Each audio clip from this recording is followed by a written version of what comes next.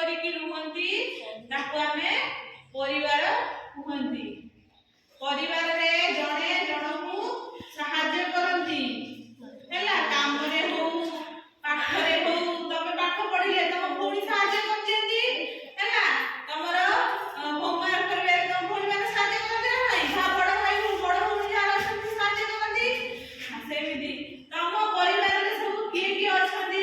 ତମ ପରିବାରରେ କିଏ କିଏ ଅଛନ୍ତି କହିଲ? ତମ ପରିବାରରେ ତମ ଘରେ ସବୁ କିଏ କିଏ ଅଛନ୍ତି? ଘରେ କିଏ କିଏ ଅଛନ୍ତି?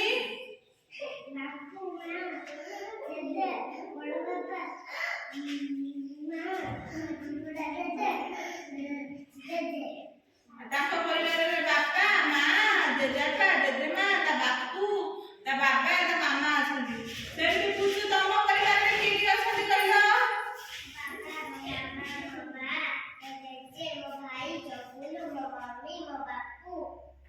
ଭେରି ଗୁଡ୍ ବସ। ତମ ପରିବାରରେ ଝିଅ କିଏ କିଏ ଅଛନ୍ତି କହିଲ?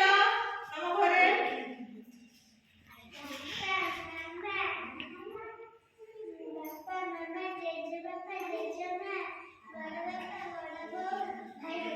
Very good. ତୁମେ ତମ ପରିବାରରେ କିଏ କିଏ ଅଛନ୍ତି କହିଲ?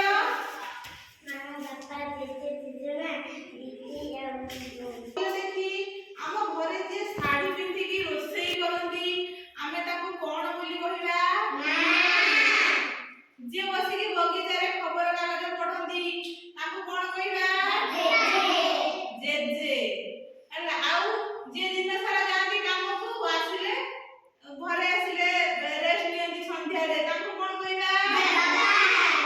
ଆଚ୍ଛା। ଆଉ ତମେ ଚଗଲା ହେଲେ ବାଡ଼ି ଧରିକି ଜଣେ ଗୋଡାନ୍ତି ତମକୁ ତମ ଘର ଭିତରେ ତାଙ୍କୁ କଣ କହିବା? ଜେଜେମା। ଜେଜେମା ଆମକୁ ସବୁବେଳେ ଚଗଲା ହେଲେ ମାମା ମାରେ ନା? ଜେଜେମା ସବୁବେଳେ ଆମେ ଚଗଲା ହେଲେ ଜେଜେମା କଣ କରେ? ଆମକୁ ବାଡ଼ି ଧରିକି ଗୋଡୁଏ। ତେଣୁ ଆମେ ଆମ ଘର ଭିତରେ ଜେଜେମାଙ୍କୁ ସବୁବେଳେ ଘରର ଲେମ୍ବୁ ଗଛ ବୋଲି କୁହାଯାଏ। କଣ କୁହାଯାଏ? ଲେମ୍ବୁ ଗଛ। ଘରର ଲେମ୍ବୁ ଗଛ ହଉଛି କିଏ? ଜେଜେ।